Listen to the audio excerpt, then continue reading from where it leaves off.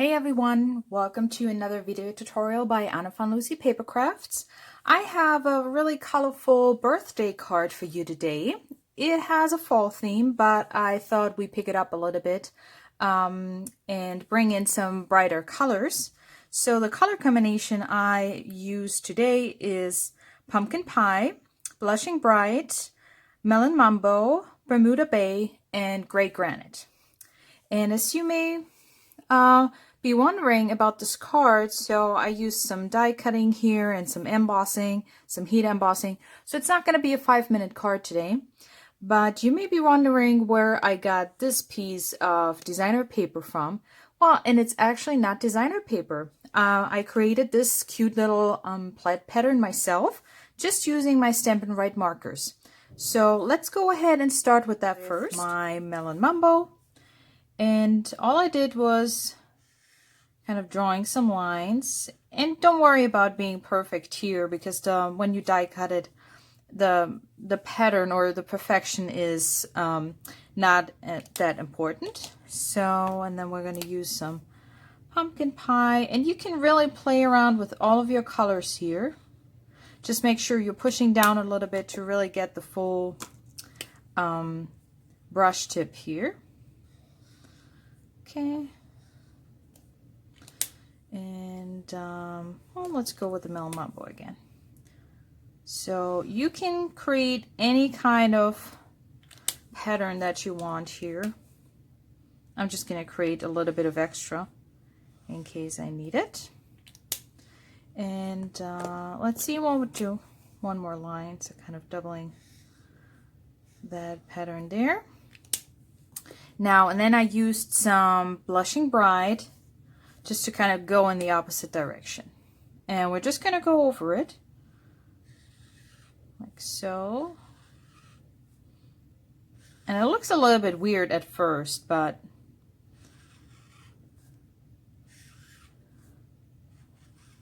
when you die cut it, it's really fun. Okay, now, so that's what I had so far.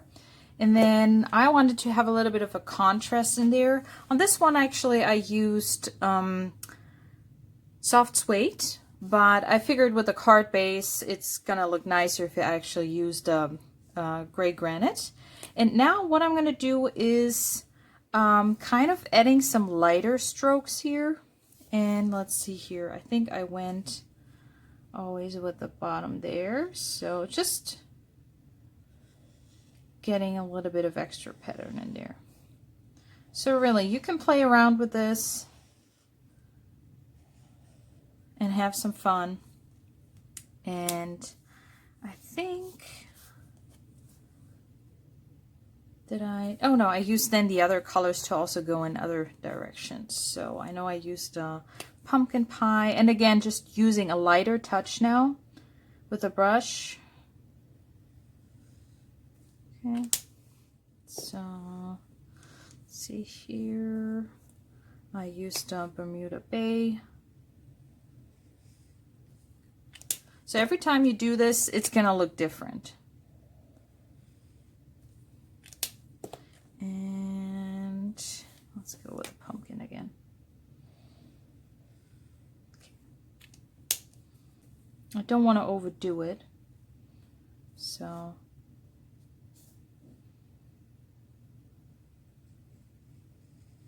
with a really light stroke.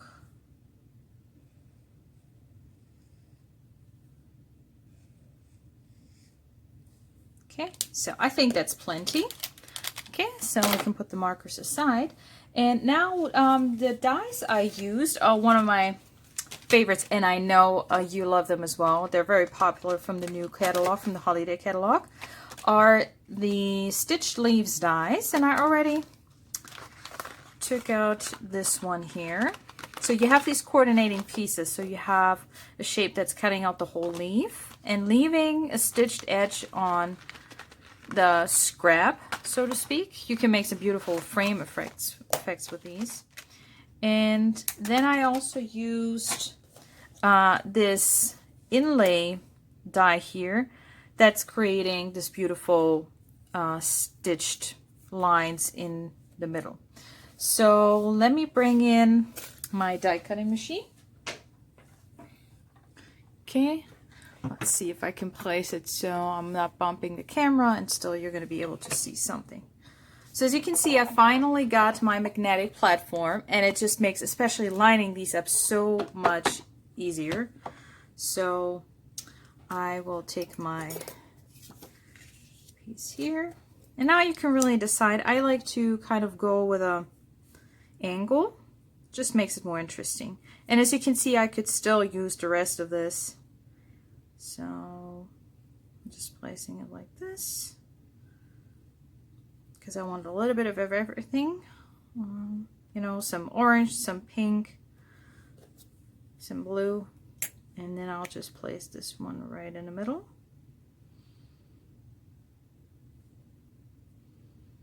And the difference now with this magnetic platform compared to the old one from the Big Shot is this is a complete magnet, so you don't have individual tiny little magnets, so your dies are actually really stay in place. They're not jumping around or anything. Okay. And the sandwich you're going to build is just plate 1, plate 2, then number 5, which is the magnetic plate, and then you just need one of the 3. Okay, so we're just going to run that through. Probably going to make the camera shake here. Okay. And let's see how it turned out. It's not gonna, like I said, the whole sheet is magnetic. So, and that already looks fun. So, but wait till you see the whole leaf. Oh my goodness, I love it. Can you see that? I think that looks so fun. And you can create any kind of color combination that you like. So, oh, I cut it a little bit too close there on the edge, but that's fine. Okay, so, and now I'm going to need one in Blushing Bride. So I just have my little scrap here. We're going to do the same thing again. And you can reuse the rest of this, you know, to make, like, just cut out more leaves if you want to. So I will keep that piece there. Okay, so again, just lining both of these up. And this is a self-healing magnetic plate, so you don't have to worry about like too many scratches or anything, but that also means you want to move your dies around a little bit. You don't want to die cut always in the same spot, just kind of alternating a little bit. Okay, so that's that. Let's bring our shape back around here. Okay, there we go. So we got that. 1, 2, and now we're going to need a third one, but I want to do the stamping first because I'm going to heat emboss, and doing that first, the heat embossing, it's going to be easier to then die cut your shape in the right position. So I got my pumpkin pie here, and I got my sentiment, and I need some birthday cards for my September and October, late September and October customers and family and friends. So I already know where I'm going to send this one. So the sentiment I used, the happy birthday, is from Peaceful Moments. And it comes with a beautiful set of dies to make all kinds of poppy flower cutouts. But I really love the variety of sentiments in the stamp set. So it's just, you know, has somewhat of a modern touch with the calligraphy writing in there. So yeah, that's where I got my happy birthday from. And just going to use my embossing buddy here just to get the static off. And I'm going to use my Versamark ink. And now if you want to, you can use your die just to get an idea of where you might want to stamp. Okay, let's see, so kind of there. But that's why I want to stamp first and then die cut. It's just going to make it easier on me. Okay, so now we're bringing in our white embossing powder. Can you tell I'm really enjoying the heat embossing now on camera? Okay. Just flicking that off a little bit, making sure I have no weird speckles there. And I'll put that back in there just later.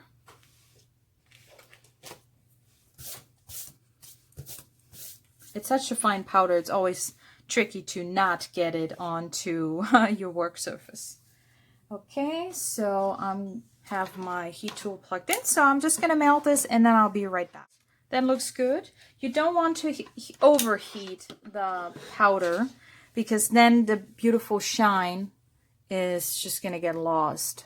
So, got a little bit of a speckle there, but that's fine. Maybe we'll die cut that anyway. So, you see how there's a slight shine to it, and if you heat it up too long, you will lose that. So, okay, now I can bring in my die cutting machine again.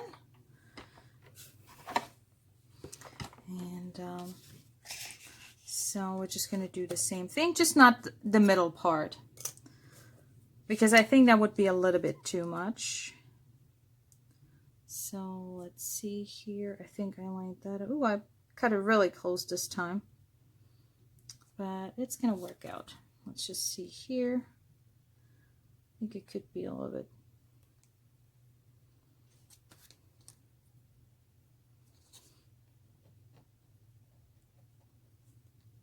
Yeah, I got a little bit of embossing powder down there, but that's fine.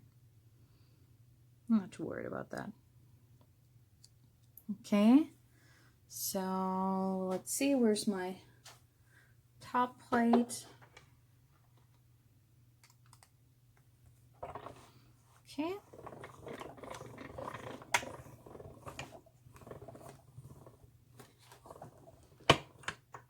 Okay, I have to crank it back, otherwise it's going to knock over my lamp here.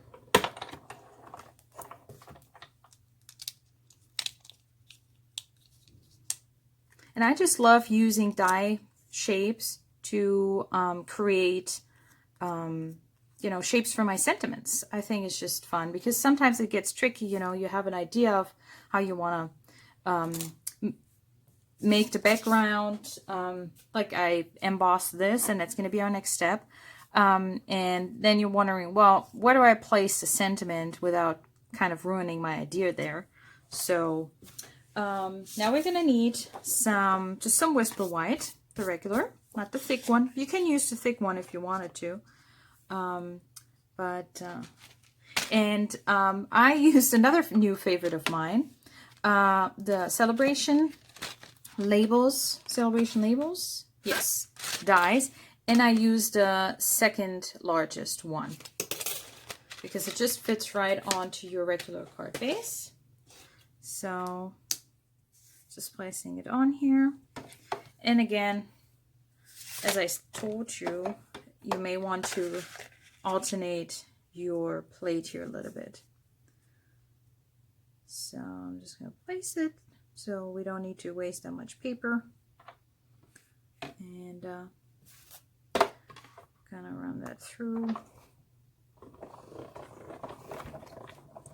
So yeah, today it's a lot of cutting, die cutting, embossing.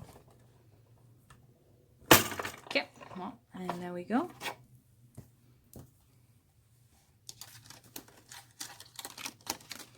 So now we have our big label here.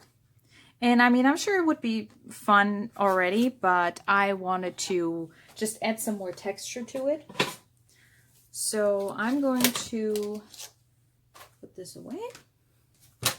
And now we're going to use the, gosh, what is it called? Is it hardwood or Planks 3D embossing folder? And for that, we need to change our sandwich here a little bit, but it's all on your plate number 1. It's telling you using with 3D embossing folders. So this is a 3D embossing folder. Now, if you have, this is the new model. If you have the old model, this will not go through with the gray plate that they're recommending here, number 4, because the older 3D embossing folders that we had, and like I said, there's for certain designs we have an old version and a new version. So if you order this one now, you will get the new version, and then you can use it with your plate number 4.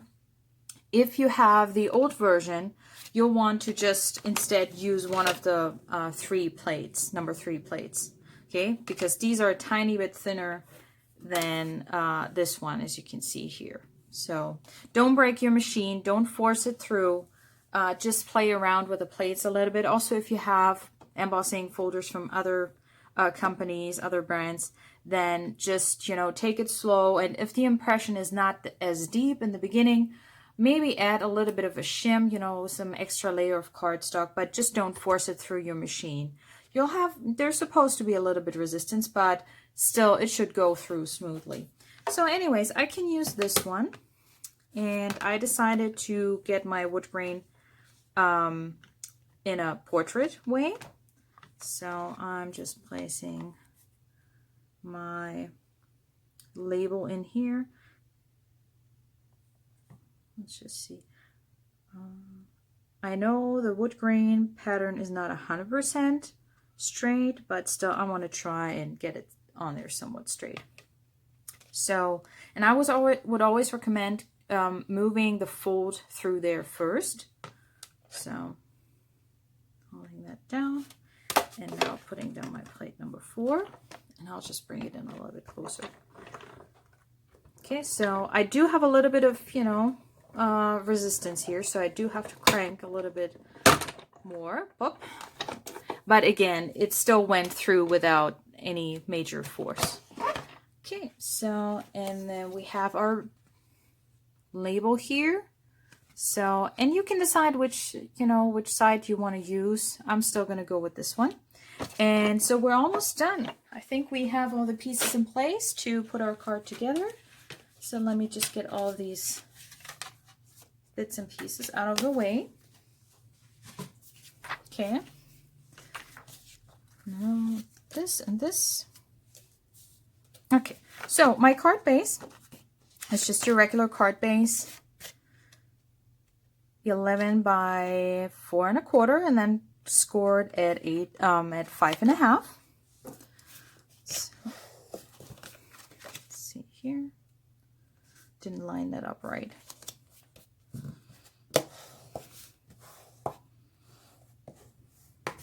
Okay. Now, and then I wanted to have a little bit of still a little bit of more texture in the back. So I decided to, let's see here, which way are we going to go? This way? Oh, it doesn't matter. So I was kind of missing something here in the background. So I cut a piece of our vellum cardstock, and I'm just smoothing out the edges here. It's from the vellum is so thin, so your paper trimmer might leave a little bit of an edge, a weird edge there. So I'm just trying to get rid of that. Okay. Let's see here. Just like that. And I cut it just a tiny bit smaller than my card base. So this one is, let's see, 4 1/8 by 5 3/8. Okay. So, because I feel like I cut it a little bit too small for that card. Okay, so all I'm going to do is I use some liquid glue here, and I will just put it right on my card. Make sure your card base is right side up.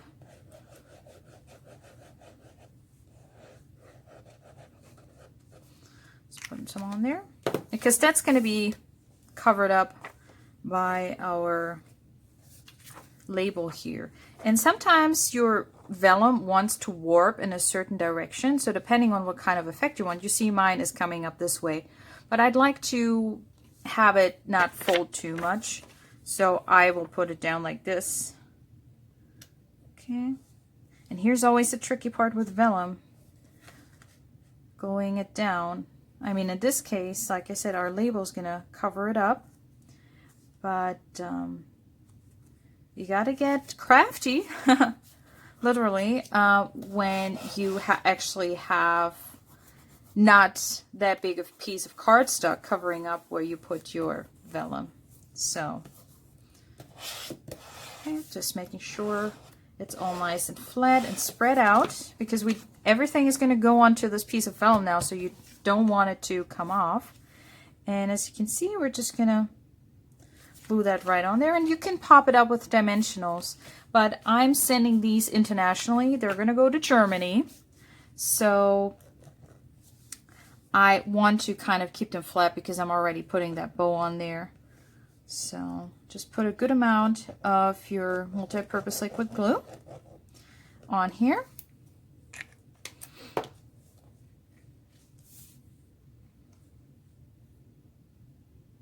And then place it right in the middle of your card. Here. You see, these are, I mean, this is the second largest, so there's one even larger in the die set, the celebration labels. And they are beautiful sizes to work with card fronts and making boxes out of them. So I'm sure you've seen plenty of beautiful projects with those already. Okay, so I don't want to ruin my embossing up there, so I'm just going to use my bone folder and run it on the inside. Okay, there you go. And now all that's left to do is arranging our leaves here. And I almost feel sad like covering this up even a tiny bit, but when you're kind of happy with your arrangement, what I'm going to do is use some glue dots. Okay, just kind of holding them in place. Come on, let's go. And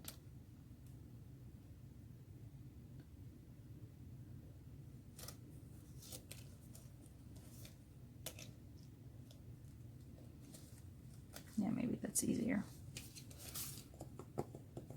Just flattening out that little bump there from the die cut shape. So I'm going to use another one. Put it there. Okay. Let's see here. How high do I want to?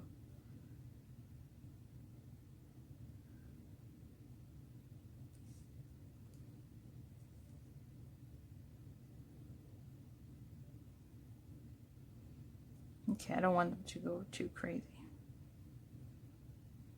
I just feel like we put some effort into making that beautiful plaid pattern, so let's not cover it up too much. I think that's good. So this way you have your whole arrangement here put together, and now you can put on some liquid glue. I would still avoid, you know, the stitched lines, so you have no glue coming through there. So kind of just putting it in between.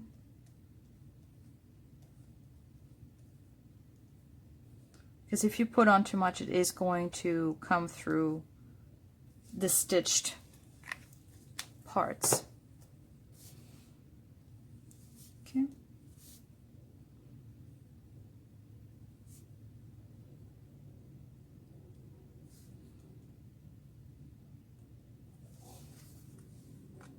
Let's see here. I think that looks good. Because now you can still, if you're using the liquid glue to put it down, you can still move it around a little bit until you're happy with the placement. Okay, so I'm going to give that a second to dry here. And I'm using we don't have a Melon Mambo colored ribbon, I think, at the moment, and no pumpkin pie.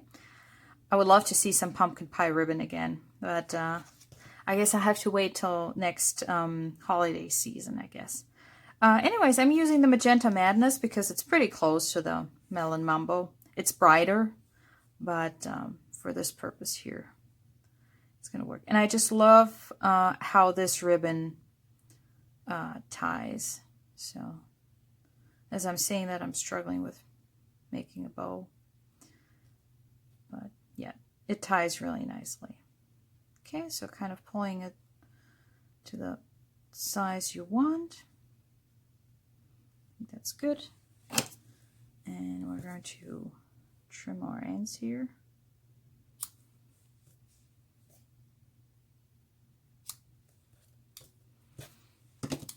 And we're going to use another glue dot on the back. Let's see which side.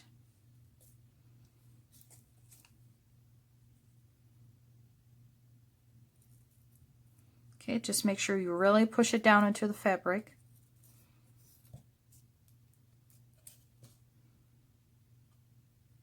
Whoop. Well, glue dots are really sticky. I mean, they're doing the job they're supposed to do. And if you have a little bit of it kind of showing from the back side, just turn it back a little bit.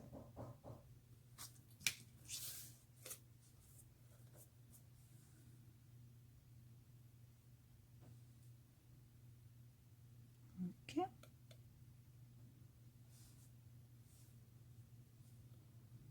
Let's see here. I think I want to put it a little bit more.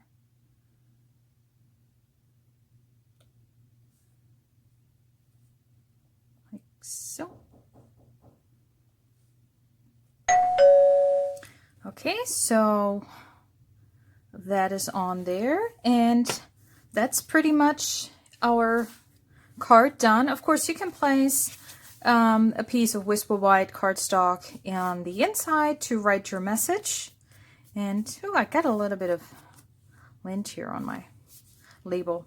So yeah, that was my idea for today, just how to use our Stampin' Write markers to make some fun plaid patterns yourself. I hope you enjoyed today's video, and see you soon, and happy stamping. Bye!